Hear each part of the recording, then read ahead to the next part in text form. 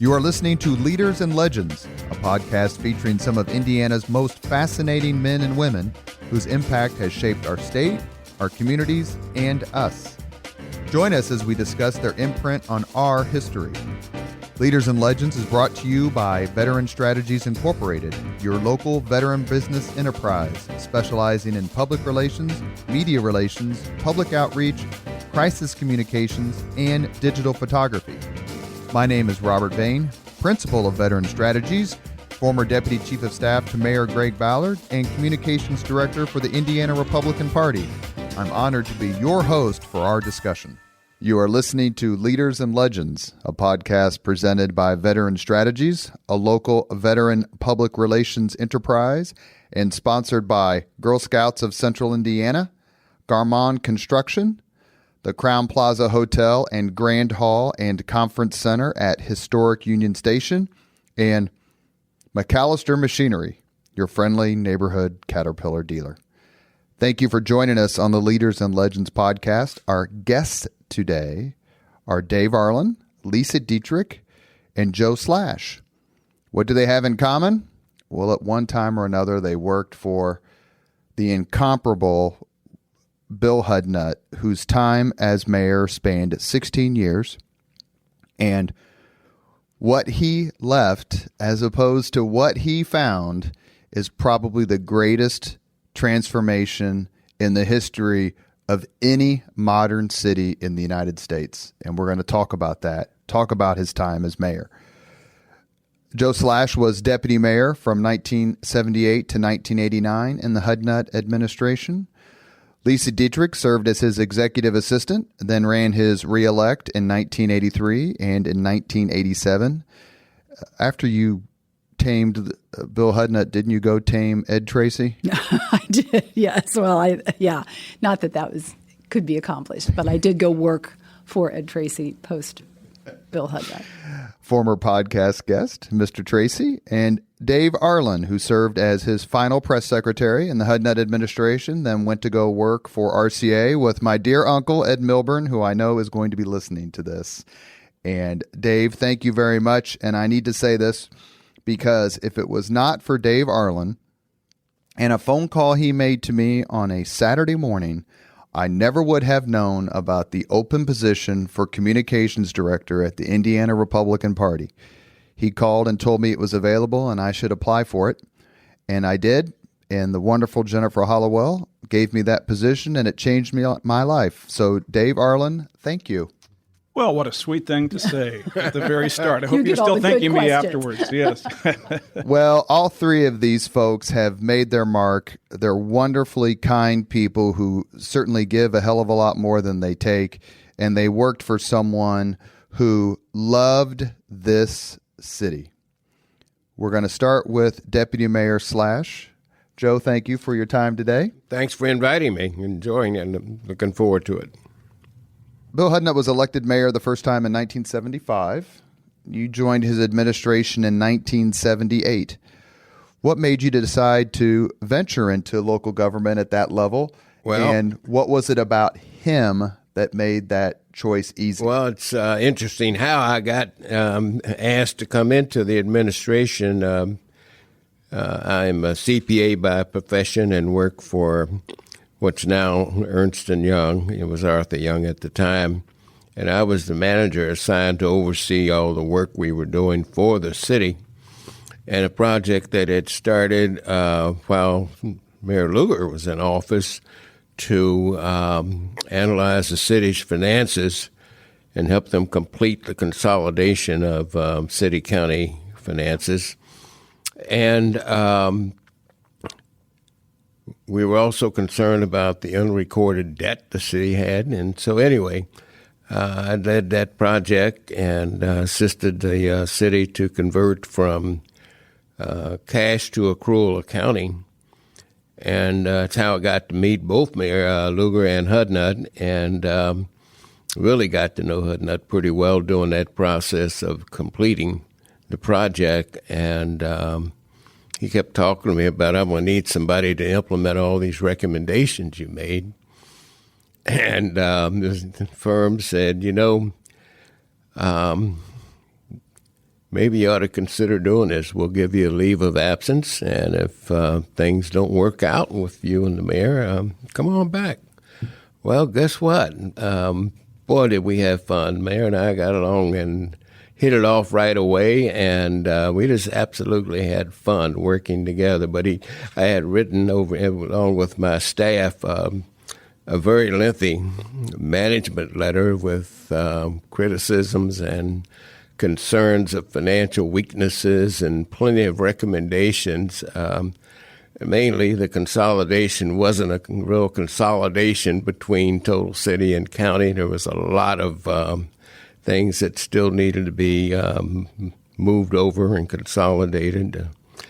And anyway, when I came to work the first day, Hudnut had that management letter, walked over to my office and threw it on my desk. You wrote this damn thing down, put it to work, and get it all implemented.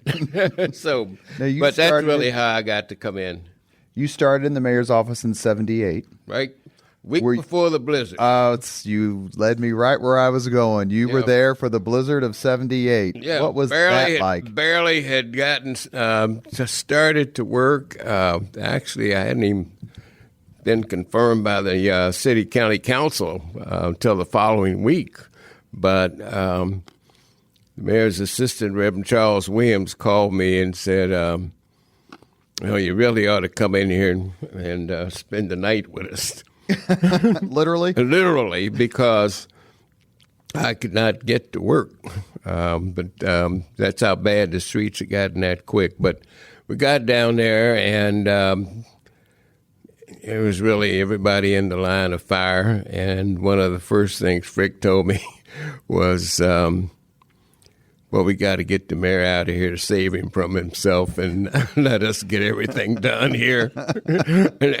That's when Frick came up with the idea of getting that hockey cap on him and get him out there on a snowplow, let him be the cheerleader for getting the city cleaned up. In the podcast we did with David Frick, we tried to give him the credit for the Racers hat that was so iconic, and when Mayor Hudnut was going around the city, and he didn't want to take credit for it. I don't recall that he did take credit for it, but he said it was a masterstroke, obviously. Yeah, and did he take credit for stealing the plane tickets? Did David Frick take credit for which? Hudnut the mayor was supposed to go out of town to a mayor's conference. I remember that. Yes. And somehow the tickets disappeared in Mr. Frick's desk. Well, that was based on the forecast coming in. It hadn't even snowed yet. That was. If Hudnut would have left, I think it would have been the day before the snow started. And, I don't know what happened to the tickets, but somehow Mayor decided he wasn't going. He better stay here and oversee the storm cleanup. Well, as someone who I think was in fourth grade at the time, it was glorious because that was the only time in my K-12 educational experience that they canceled school for 2 days in a row at one time. It's so bad that the next 2 days are canceled, and then we'll worry about it. Lesa, you joined in the mid-'80s, so Mayor Hudnut and the administration was, I think it's fair to say, riding high. What made you decide to go up to the 25th floor of the city-county building and work for Bill Hudnut? Well, I actually went to the 25th floor after a stint as campaign manager for his reelect.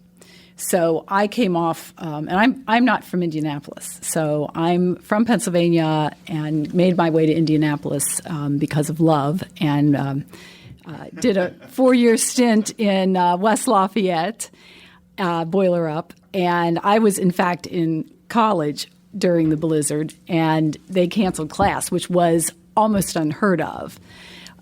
In canceling college classes. So I went to work on the campaign as a campaign manager for Bill's third race as doing the reelect. And it was great. It was a wonderful time to be campaigning. He was He loved being out on the campaign trail. He was on top of his popularity. He was very popular. He had a great story to tell. He loved meeting people. Here's someone who probably could have literally sat at his desk on the 25th floor, not gone out, and still gotten reelected. I mean, I don't believe I did anything except just help push the papers out to the voters, but he loved being on the campaign trail. He ran like he was one vote behind every single election, and it was just terrific. In 75, he wins his first term in a pretty close race with Bob Welch, who was a very well-known executive here in Indianapolis. His subsequent victories were much larger, Mayor Hudnut's. One of the things we learned in a previous podcast, this one with Mark Miles, I believe he ran the 1979 campaign. So what did Mr. Miles pass on to you in terms of this is how you handle him, this is what he's good at, this is what's important to him? Anything? And also know that not only did we have the mayor's race, we also had the council races as well. And so I believe it was the Mark Miles-David Brooks duo who ran the Hudnut reelect in the council races. So very, that two really, right. The Wabash connection. Yes, the connection. Two really great polls. Mark Mark's point was, he's a great campaigner. Put him out there. Let him go do what he does best, and work as hard as you possibly can in the background to make sure that the Bill Hudnut story gets told out there. And as Joe said, he was riding high on popularity. The city was really growing. Bill Hudnut was a risk taker with a vision and had great people around him. You ran his campaign in 87, and we're going to get back to risk taking here in a little bit. You ran his campaign in 87, in November of 87. That was the year that Indianapolis hosted the Pan Am Games. And one of the things that's come out in previous Leaders and Legends podcast is how important the Pan Am Games were to showcase Indianapolis to the world. What was it like to run a campaign at that time coming off the Pan Am Games?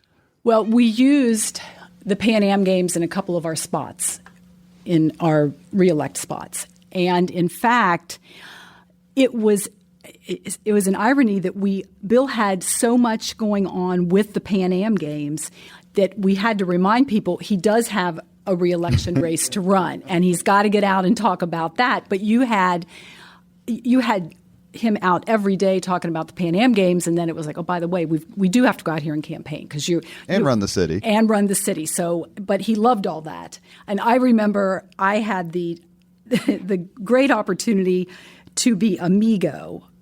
He was speaking at an event in Ohio about the Pan Am Games. He was trying to drum up business to bring folks over to enjoy the games. And then there was a political event just across the border back in Indiana, and they needed somebody to be amigo. And they're like, well, if you're going to go with him to this political event, would you mind wearing the costume? And I'm like, oh, sure, that's a great idea. The mascot. Oh for my the God, 87. it was terrible. Yes, and God, that thing smelled, and who was in it before you?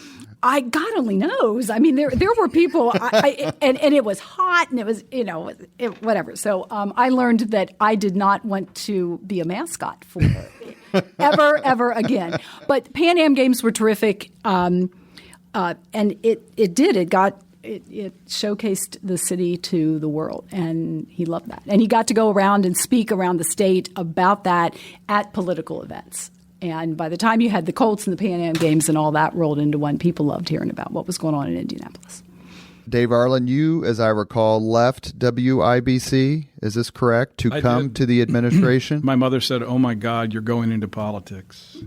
And I said, yeah, well, you but weren't the first to leave IBC. Tom Henry, we took him true. too. That's true. It was a great recruiting ground for us. We got John Bartholomew from IBC when we started the Ballard administration. So there's got to be one spot in local media where you can recruit Republicans. I mean, come on.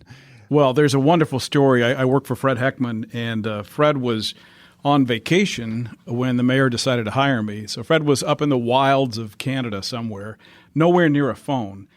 But Bill Hudnut found the bait shop phone number or Lynn Druding did, or somebody did. Somebody did. And got Fred on the phone when he came in to get worms and to get bait one day.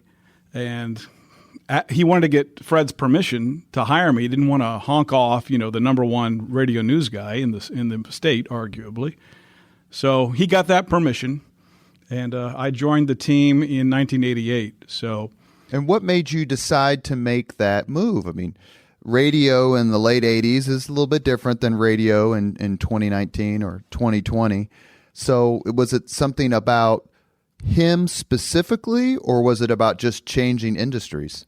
I think it was the legacy that he had already built and his popularity as a speaker nationally, the way that he carried himself, the way he liked to talk about a competitive city but also a compassionate city.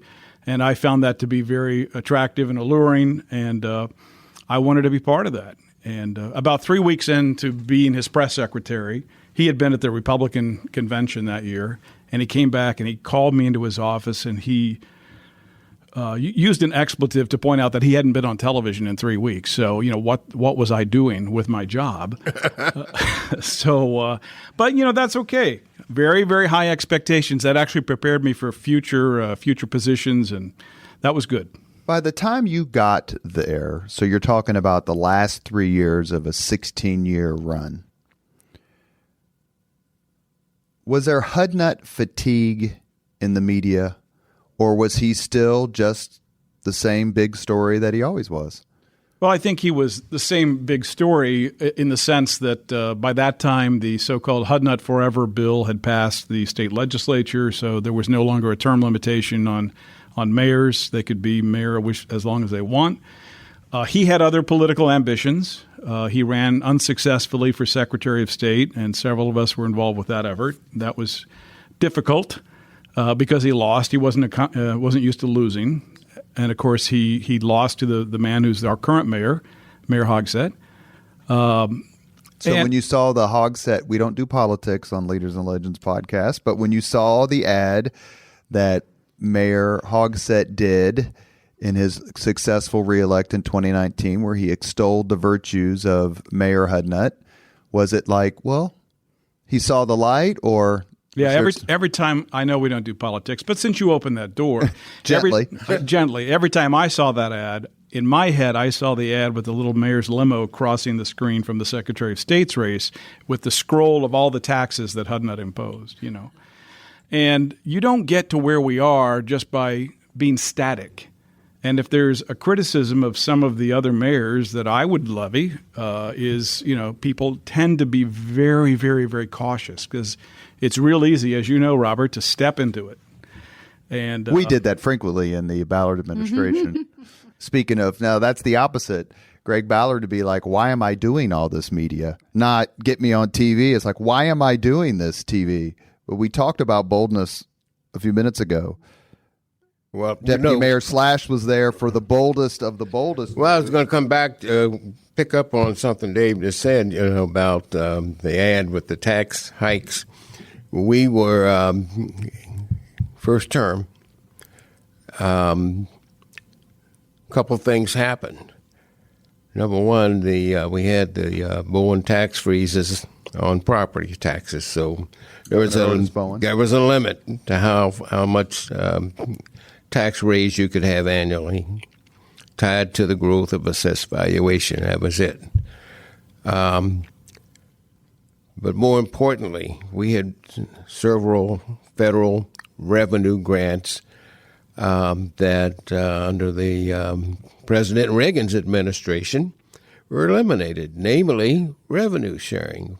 Revenue sharing were free dollars from the federal government to city governments to do whatever you wanted to.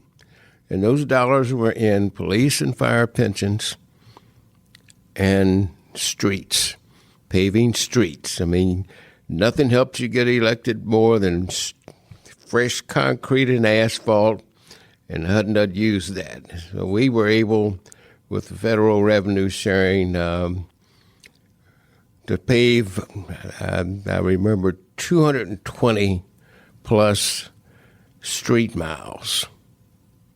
And when that money was eliminated,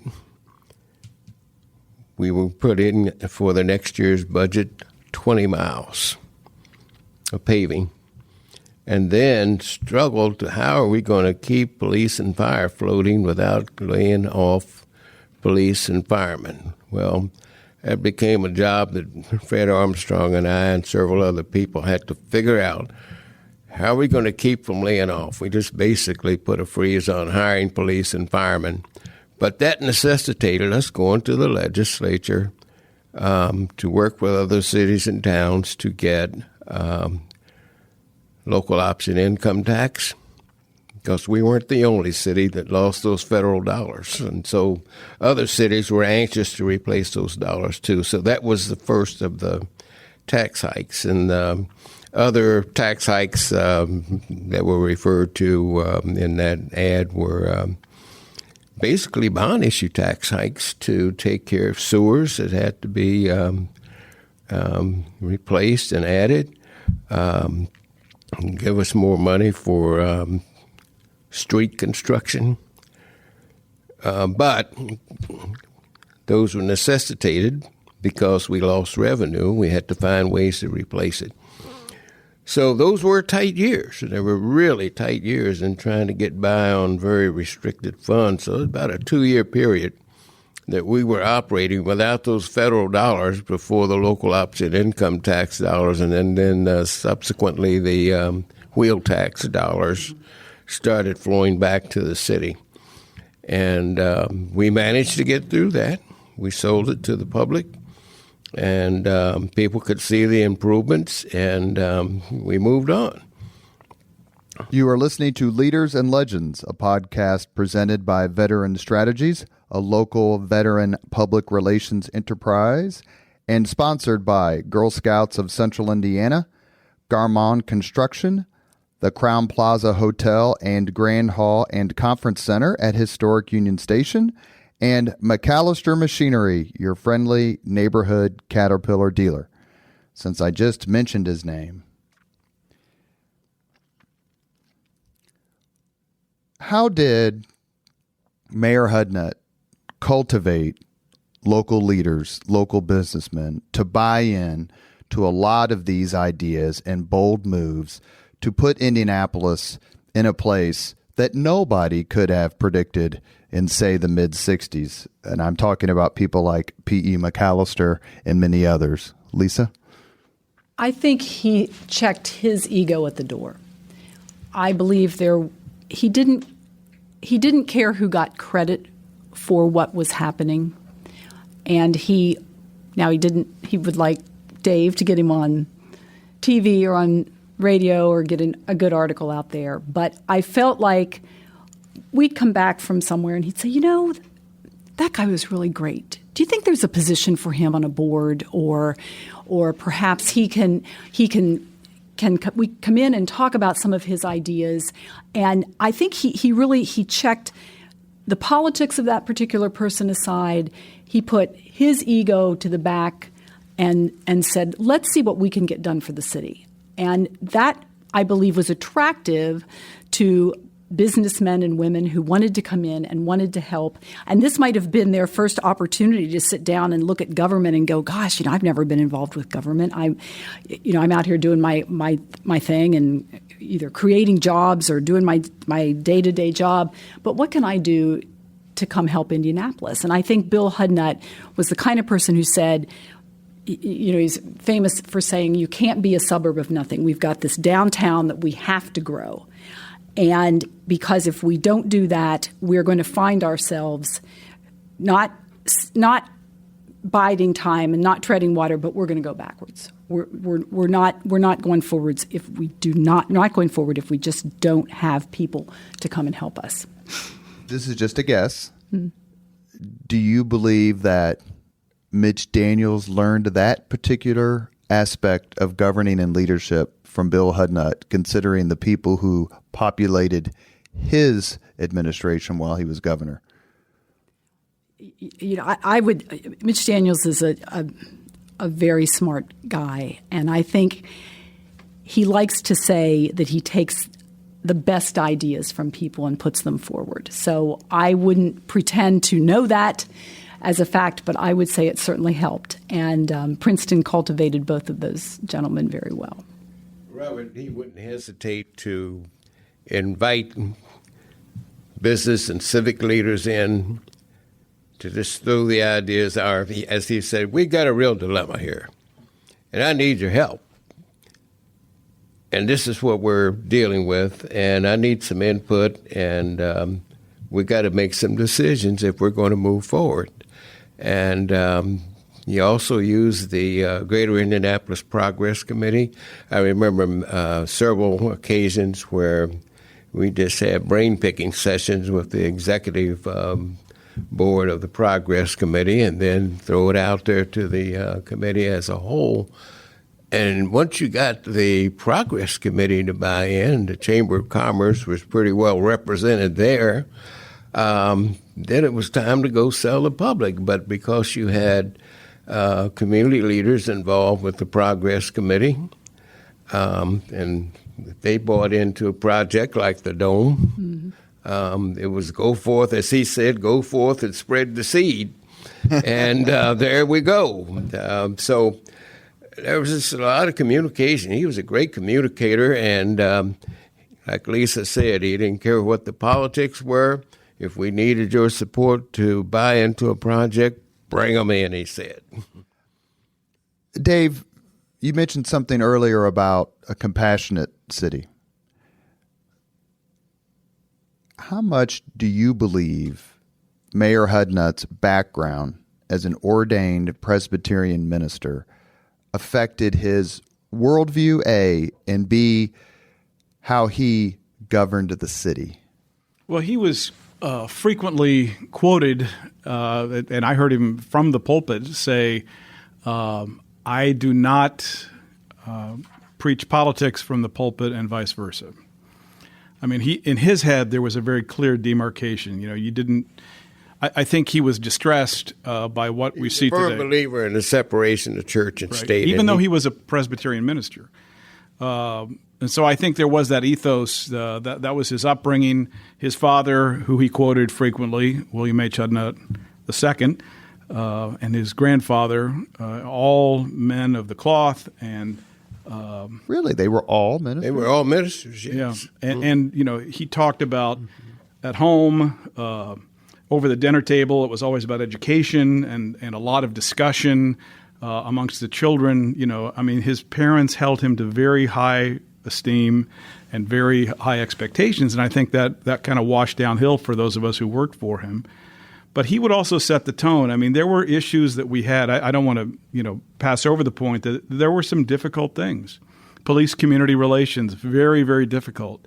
Infant mortality, still an issue in Indianapolis, but it was a severe issue at that time. And so he would carve up those issues just like he carved up streets, bringing people together. And, we are blessed, or we were blessed, and still are, with the Lilly Endowment and the munificence of that organization. There would be no Hoosier Dome without them. A lot of the other decisions that were made going after the Pan Am Games, a lot of the other things that happened, it was a collective effort. Somebody's got to be in charge, right? The mayor's still got to be in charge. But he wasn't afraid of taking risks. I wore my Colts socks today. I was in Baltimore 2 weeks ago, and I was wearing a Colts scarf on my winter coat, and I took it off and put it away. Those people are still angry. It's been 35 years. I got family out there still mad. Yeah. Well, I grew up. And I want to ask you about that specific thing. Ask everybody. We're here with Dave Arland, Lesa Dietrick, and Joe Slash, all part of the extended Hudnut family, talking about the man, Mayor Hudnut, and his time, 16 years leading the city of Indianapolis. One thing, and maybe all of you, but particularly Dave, what was Mayor Hudnut's reaction? How did it affect him when the civic leaders perished in the plane crash in the early 90s? Michael Carroll, Bob Welch, Frank McKinney, and others. Frank, he was supposed to go on that trip, but he didn't. Yeah, it was he was. Michael Carroll was his deputy mayor. Welch was his opponent in '75, but they we're all working together to make the city that much better. And they were headed to Ameriflora, which was a big floral event in Columbus, Ohio, and there was a tragic accident. I don't think they got out of Indiana, as I recall. They never did No, get they never too did. far from the airport. Right. Yeah. I think that was after Hudnut's term. It was because I actually 1992. remember I was at an event where he was speaking and he made that announcement. That was I know I had left the administration before that happened. John Wheelover. that's a very tough thing. I mean, I would look at that as an example. Here are a group of civic leaders. I don't know if they had been dispatched by Mayor Goldsmith or they were just going on their own, but that I think speaks to the spirit of Indianapolis and people collectively working together. It was also a time when the banks were owned locally. That's a good point. So That's come up before, actually. Yep. things are quite a bit different than what they used to be. Let's talk about I hate to say the singular signature accomplishment of the Hudnut years, but it's pretty hard to top building a dome stadium with no team. I mean, that would seem to be the rock, paper, and scissors of taking a chance and taking a risk. So, Robert, Deputy Mayor I can Slack, tell you were there. Conversations that were held leading up to making that decision, and the decision to go forward was made at the mayor's house, meeting with leaders of the city council, leaders of the Chamber of Commerce, and a few other civic leaders. And I remember while we were having this conversation and the risks we would be taking, the mayor leaning over to me and said, Slash, if this doesn't work, we're going to both be looking for a new place to live. But people bought into it. And here again, he went with that great sales pitch to the community, and this is what we need to do. We've got to expand the convention center in order to bring in more business. And, oh, by the way, we've got a way to build a stadium along with it for future activities. Which could have been football and could have been baseball. Yeah, because Bob Welch wanted to own the baseball team. Well, he wanted to own a professional sports team. Yeah, he wanted to own the sports team. But and, P.E. McAllister told me that Mayor Hudnut built that stadium knowing A, the NFL was looking to expand, which it did, and B, that teams were dissatisfied with their dilapidated stadiums that had been built in the 30s and 40s and were looking for upgraded facilities. So it's a complete and total unbelievable game changer. But PE told me, look, we knew we had opportunities out there. Well, I think some other people behind the scenes that I think helped initiate the conversations with the coach were the Simon brothers. Mm-hmm. They were committed to this city with the Pacers, and they really wanted to get a NFL team here, and they were willing to help the mayor and did. So there were a lot of people that pitched in to make this happen, but I remember when it came down to Irsay making that decision, if you recall, he had made a decision to go to Arizona a year before, and people in Arizona leaked it before Irsay could inform the governor and the mayor and other people out there, and he reversed his decision and stayed in Baltimore. So Hudnut wanted to make sure that nobody was going to leak this up. So people all holed up at the Columbia Club. Wives couldn't tell anybody where we were. And Hudnut said, not until I get the phone call. I remember him saying, he and Johnny B. Smith, his next-door neighbor, who was the CEO of Mayflower, Johnny B. said, I know my trucks are out there somewhere, just like in Eisenhower's World War II, waiting on the word to go forth. I mean, that's what he said. And, when that phone call came in, the press were going mad trying to find somebody to get comments about this thing. And Hudnut was serious. He said, we're not going to blow this deal. So we're going to make sure people can't talk. We're going to get them all holed up together in here. And so when the call came in and he was able to make the announcement, the trucks were already on the move. So he was very careful and wanted to make sure that we weren't going to have the same fate as the people in Arizona had the year before. But it was very important. Lesa, you were part of the Hudnut family by then. How much were you in on the scoop? And what was your reaction? Was it like the old man pulled it off? I can't believe it. I wasn't in that circle, if you will. I had bittersweet feelings because of Baltimore, right? It was one of the teams I grew up with. But I'm like, well, okay, fine. We'll bring him to Indianapolis so I can watch him here. But it was great. You could, because I was, because I've been around the mayor a long time, and I could tell it was such a watershed event for the city, but it was a watershed event for Bill Hudnut. And I think he was so excited that a gamble like this magnitude really paid off, and that when you just think of everything that accomplishment has done for the city, even today. And I jumping ahead to when the Super Bowl was here, and Bill came into town, and I jumped into kind of the former staff member role, and which we all can't help. Yep, yeah, once an advanced man, always an advanced man. And so he and Bev were going to go over on Georgia Street, and they were going to go ride the one of the zip line. And so I said, well, I'll get you over there. And it took an hour to go, literally a block. And people stopped. Of course, it helps when you're tall, right? He's about 6'6". Can't hide in a crowd. 6'5", 6'17", as he used to say. But and the weather was cooperating, right? So you had lots of people out there, but it took him an hour to go a block, and people just stopped him. And he said, we got over there, and he goes, I really thought people had forgotten me.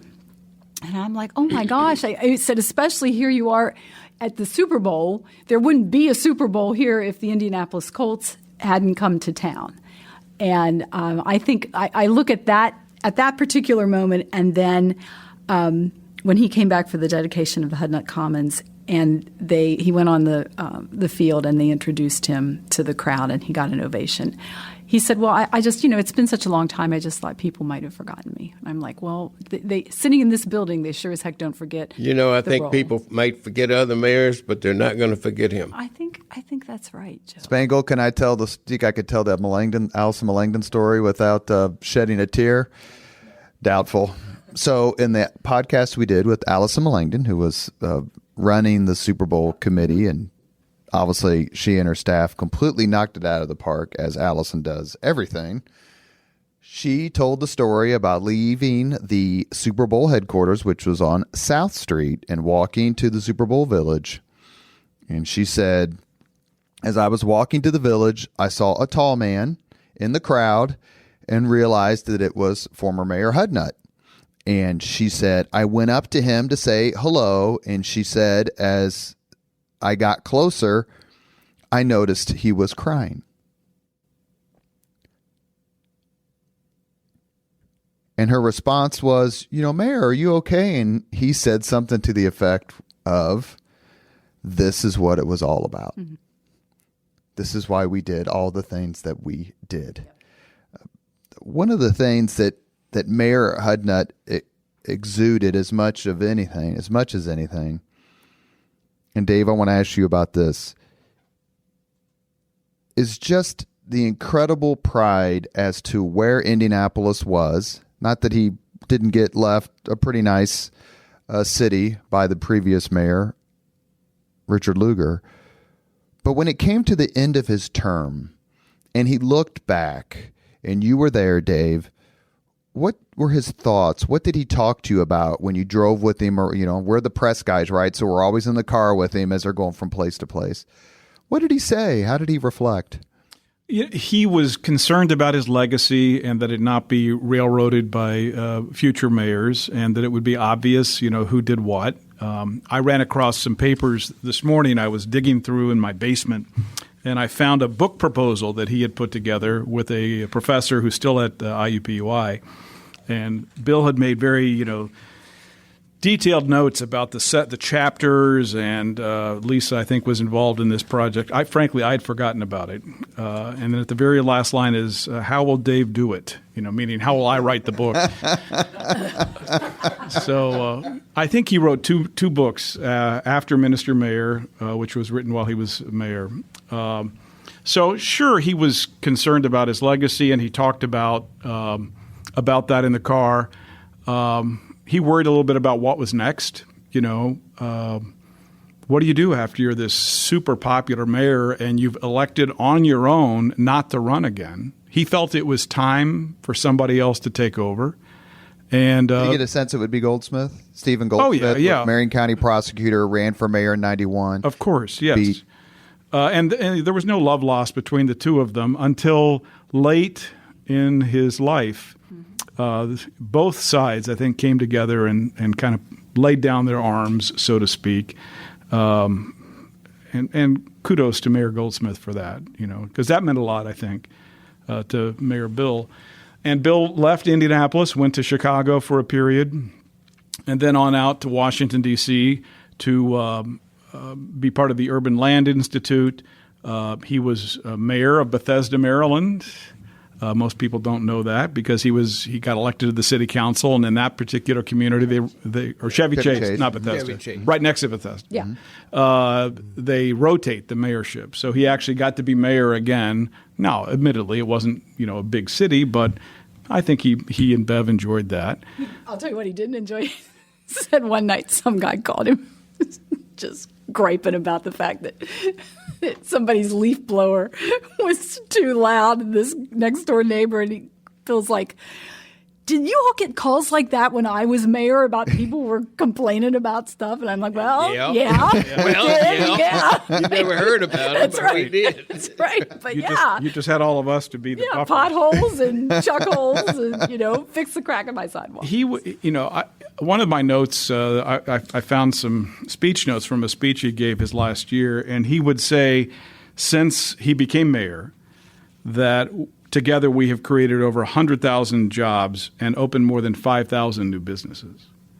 That's quite an accomplishment. And I'm sure any mayor can make claims of that type. But, he was mayor for a long time, almost 4 decades.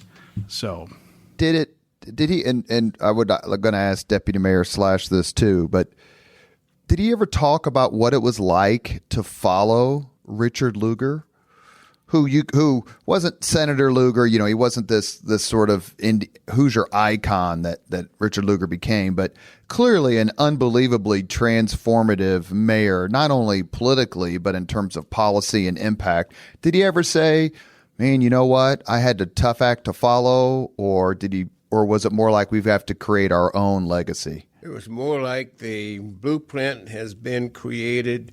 We have to carry it on and add to it. They get along pretty well? Lugar absolutely. And I remember, if I would have to say, the linchpin of the start of the redevelopment of downtown was the decision that Mayor Lugar made to build Market Square Arena, because the owners wanted to build out at Traders Point.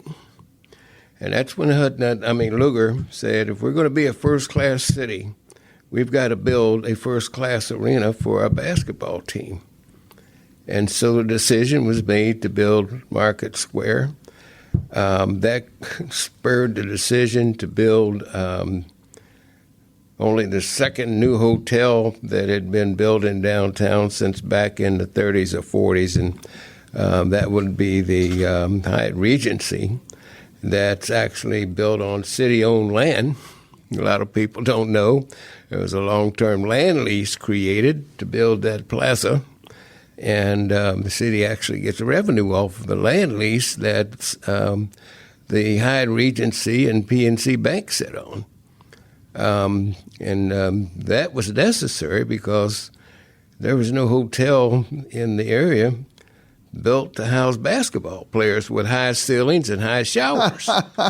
So there's a couple floors up. Market Square Arena's story has come up multiple times. Bill Benner, and like that is a huge catalyst. Yeah, so basically, Hudnut said, the blueprints laid out here. We've got to build on it. And there was some building, yeah, which he convinced. The One America building. Yeah, because they wanted to build up. Yeah, they wanted to build out of downtown, and right. That took some work. I know Frick was very involved in buying out the properties that were along this block of Indiana Avenue that came all the way down into Capitol at the time. I mean, Illinois at the time. But he was very involved in piecing together the land deals to make this possible. Because I remembered one of the conversations involved in who's going to pay for all this utility relocation, and it was kind of quite a complicated matter to get all this piece together to make this building happen for, it was AUL at the time. But it happened, and here we are. I was really struck before we started recording today, Robert. Joe and I were looking out across the circle. We're 30 floors in the air looking down on Monument Circle, and I was struck by two things. One, the amount of housing downtown now. At a time when, just before Hudnut became a congressman, the JCs were hired to shoot pigeons downtown. I lived here. I remember that. Yeah. I mean, that's crazy, but that's what that was downtown Indianapolis, and frankly, There was no one here. There was no one here. Well, it was a real chicken and egg conversation about getting housing. And I remember Richard Blankenbaker was our public safety director at that time. The developers didn't want to commit to housing.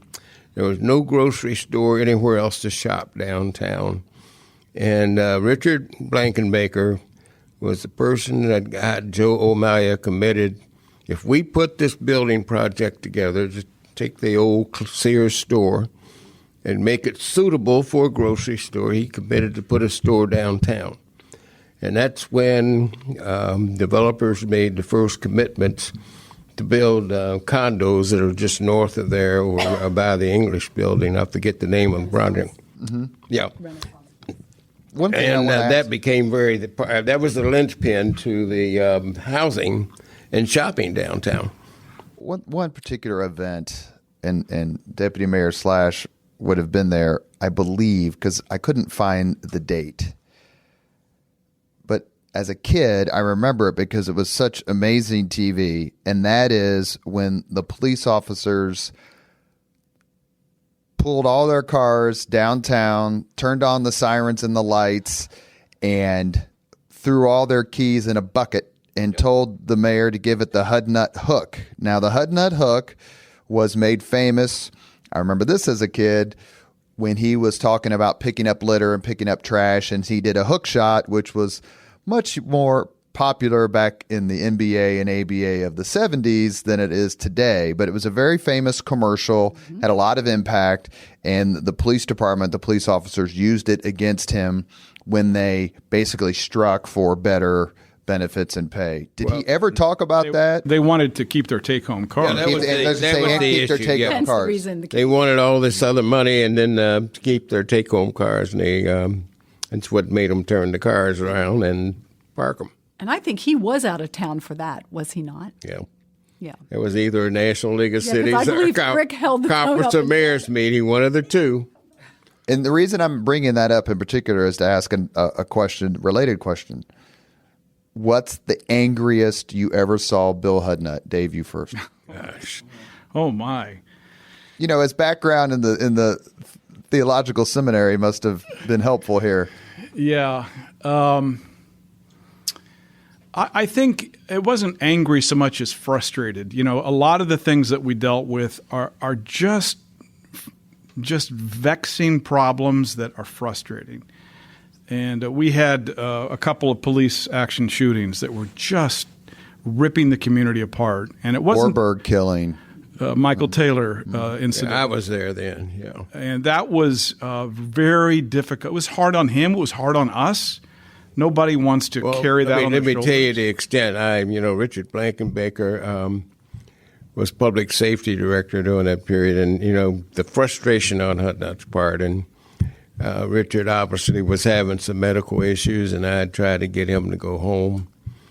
And he wanted to get a briefing from the chief because this city was about to come unglued. And while we were waiting right across the table from me, Richard had a stroke and looked up and said, I cannot move my limbs. I mean, that's the kind of stress that incident put this city under. And when was the Michael Taylor incident? Early 90s? 86. 86? 1986. And nobody believed that could happen, that a person with handcuffs could get out of them and reach and get a weapon out of their sock, so to speak, until I saw a 50-year-old pot-bellied police detective sit on the couch and do it so fast. And I had cop after cop tell me, you don't know how many times we put somebody in the back of a car with cuffs on them, and by the time we get to the jail or wherever we're going, they're sitting there with their hands on the front. And ironically, in Memphis, Tennessee, that same week, there was a very similar incident that we found out about. And I never saw Hudnut as frustrated as he was during that period of time. I mean, why can't the cops find a weapon on somebody, And that's when we made a decision. We got to get magnetometers to put people through when they're being arrested. No excuse for not finding a weapon on somebody.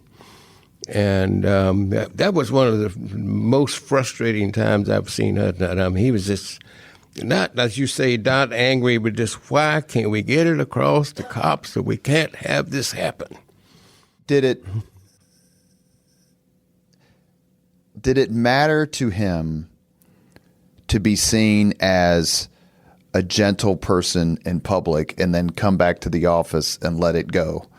Oh, sure. Yeah. I have a friend who used to tell me when he found out I went to work for the mayor, he said, well, Hudnut wrote that book, Minister Mayor. He said, you'll probably want to write another book called Minister My Ass, He's human. Of course he got frustrated. I mean, I'm sure Mayor Ballard got frustrated too. Same with Mayor Hogsett, I'm sure. Was it because, let me ask a quick question, because one of the things that Mayor Ballard got frustrated about, and we're going to ask Lesa about political anger and frustration, because I think that's where public officials feel like they can't control it as much. But Mayor Ballard would come back and see if there's a parallel to Mayor Hudnut. Mayor Ballard would come back and be frustrated that people didn't get it. Like, this is what I'm trying to do. It's the best thing for the city. Why doesn't person X, Y, or Z just understand that this is the best thing for the city? That was where Mayor Ballard would get torqued. I'm going to turn your question on its ear and tell a humorous story, a short one. We were at a National League of Cities meeting in Savannah, Georgia, and we keep bringing up these national organizations because Hudnut was a Republican in a land of Democrat city officials. I mean, it's sort of a fish out of water, so he was always tapped for all these things. President Reagan was supposed to come speak to said group, and Reagan said, I'm not coming. And so a New York Times reporter, unbeknownst to me, called Hudnut directly and wanted to comment. And the mayor said, well, I guess the president doesn't care about the nation's cities, which ended up in print in the New York Times. I remember reading about that, yeah. And I got Lee Atwater on the phone to me from a payphone screaming. I mean, I've never heard language like that from somebody.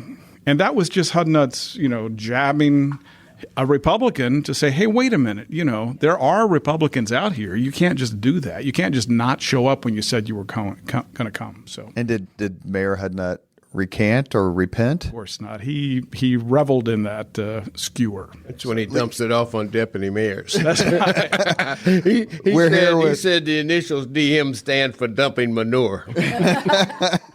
We're here on the Leaders and Legends podcast with Dave Arland, Lesa Dietrick, and Joe Slash, all part of the extended Hudnut family. We're discussing Mayor Bill Hudnut and his time as mayor. Lesa, you ran two of his mayoral election campaigns. I worked for a mayor who called me his political hack, and he didn't mean it as a compliment. Would it be fair to say that you were, if not, is hack-ass? Is that a term? Did you enjoy being part of the political world involving Mayor Hudnut? I mean, these elections weren't tough, but still, how did he campaign? Dave said earlier he liked to be out and among the people. You said the same thing. But was it tough to deal with him politically? Well, for me personally, no, not tough to deal with him politically because he loved campaigning. He never really stopped campaigning. For him, it was, I'm going out today. Who can I see? Who can I touch? Who can I maybe change this person's mind? You know, he liked to zero in on the person down there who looked like they were the naysayer, who didn't really want to talk to the mayor because they might be mad at the mayor. And he would just go right at it and say, hey, I'm Bill Hudnut. How are you? You know, what's on your mind? And if somebody laid into him, he'd sit there and he'd listen. And then he'd typically come back to the office and the campaign and tell people, and you go fix this. But you asked about seeing him mad. And in politics, oftentimes a politician or a candidate gets mad at themselves, particularly if they say something wrong.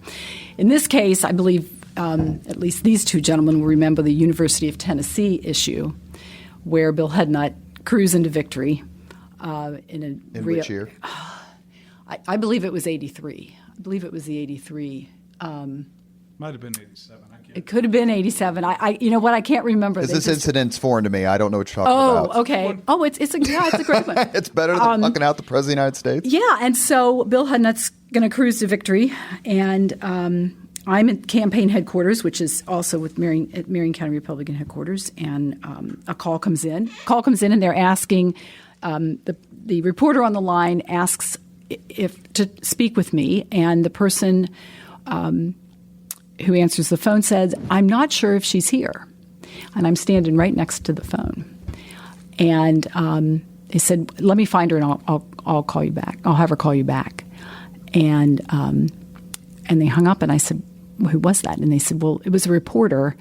And it just sounded like he had some very pressing thing he needed to ask you. And I wanted to make sure that we had checked it out. And I'm like, well, I don't know what that might be. And it was the fact that Bill Hudnut, unbeknownst to anyone, had applied to be the president of the University of Tennessee. And because in the middle of a reelect? In the middle of a reelect. And with just weeks to go. Literally with ahead. just weeks to go, way ahead in the polls, and University of Tennessee, it's public. Was it 87? Public. It's a public university. And so it's a public record. And what had happened is someone down in Knoxville or wherever had found his application in handwritten, mind you, application in the files, and had called up to the Indianapolis Star to say, do you know that your mayor has applied for this? And that person called and asked for me. And thank goodness I didn't get that phone call. Because what? I mean, what would you have said? Like, are you crazy? That can't be right. I can't think of another term to use. And so very quickly after that, it broke. And he was very concerned about losing the he was somewhere to sincerely concerned that he was going to lose. Yeah, because in 87, his reelect number dipped. The percentage, I think, was the lowest since 75. Right. I think. Well, it's your right. He thought he could have gotten beat, and it's your you're going into your fourth term. There's some stuff, right? You've got. You have a record, good and sometimes bad. People are complaining about you didn't pave my street or whatever. Sure. And so, did he pull his name out? He did, and he was concerned after that Michael Taylor went on incident. TV, looked straight at the camera, and said, "I want to be your mayor." And so it turned, and things were fine. I can tell you, being in the same room when John Sweezy, the Republican chairman, was talking to Bill Hudnut about what he had just done was an eye opener for me. Okay, so let's turn the question around. Let me play Dave Arland. What's the angriest you've ever been, Lesa, or did I just hear it? I think you just heard it. At Bill Hudnut. I mean, did you I think you just heard it. You say we're no longer staffer and mayor here. We're Right. Now, because now what we've done is we've taken the opportunity for you to get reelected for your fourth term, and now it is in question, right?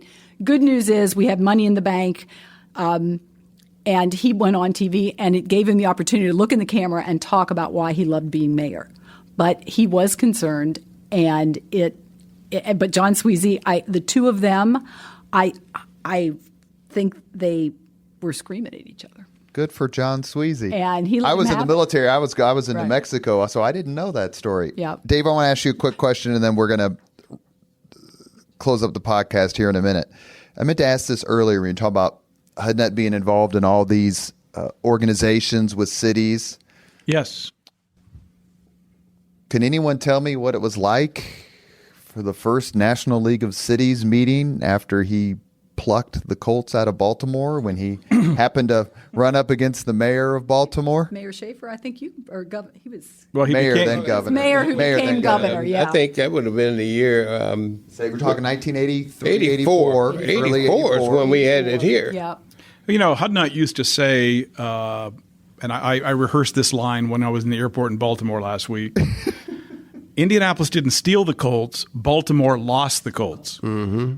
And you mentioned, Robert, the decrepit stadium. Memorial Stadium, yes. And Irsay had tried to get a new stadium, and they had been he rebuked him. And David Frick in the podcast with him tells a great story kind of about how all that happened. But it would be interesting to be at a National League of Cities meeting or U.S. Conference of Mayors meeting, and the guy in the room used to be the mayor of the city that had the Colts, and now you're the mayor. That guy never got over it, ever. So, you know, And he did went Hudnut ever repent? He and Did Hudnut were close before that. Right. And yeah. And did Hudnut ever say, did Mayor Hudnut ever say, I wish we just would have had our own team that someone locally had owned, as opposed to doing it this way? Well, I think you have to look at the opportunities that are out there, and I'm sure the Colts weren't the only one. Look what Baltimore got a few years later. The Cleveland Browns, they learned. The Raiders moved, and the Rams moved. So people move around. That's what happened. I think the one thing that I'll remember always is that, and I was reminded by this. I know it's a podcast. I can't show you a picture, but here's a picture from his official bio that we used to distribute, and it's him reading to children. And it just reminds me that we always had to block time on his calendar for certain things. And going to the public library to read to kids was sacrosanct. He really enjoyed doing that. That was really important. The only time he used to like to do is go out in the park I and get was wet there. with the kids in the summertime. We'll take some pictures and we'll post them up. The only time that I met him prior to me working for Mayor Ballard is he would have all of the kids who were on the brain game up to the 25th floor. And that was a huge deal because you got to go to the observatory, and, it's a different city back then. But he was very interested in education and young folks. We've come to the end of the podcast, but we're going to end on a particular note. We're going to ask everybody a question and get their very quick response. Deputy Mayor Joe Slash, if you had to use one word to describe Bill Hudnut, which word would you use and why? Magnificent leader.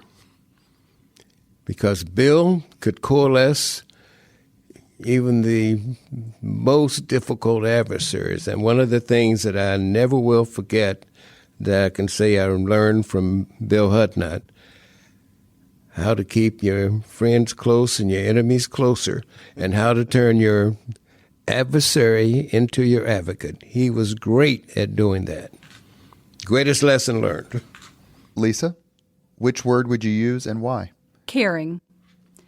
And I feel that he always said he would like to be remembered as someone who governed well and cared about people. And I always remember him caring about people and caring about what they said and what their situation was or could be. And so when I think of Bill Hudnut, I think of caring. Dave Arland? Very high expectations. He demanded that of us, and we delivered for him, I hope. There's so many things that we didn't get a chance to talk about. The creation of the Sports Corp, his relationship with Andy Jacobs, which was by all accounts, terrific, former political opponents, but very good friends. The list goes on and on. It's been a while since I've read it, but if I could try to accurately paraphrase Shakespeare's Julius Caesar, why, man, he doth bestride this city like a colossus. And that's what Bill Hudnut was, a colossus. And all of us who are either from this city, love this city, or both are incredibly indebted to him, his leadership, his courage, his personality, and his presence. Thank you, Joe Slash. Thank you, Lesa Dietrick. Thank you, Dave Arland. We appreciate your time today. Thanks for having us. Thanks. Thank you. Thank you very much for listening to Leaders and Legends, brought to you by Veteran Strategies Incorporated. If you want to contact us about this program or our menu of public relations services, please send us an email at robert@veteranstrategies.com. That's robert@veteranstrategies.com.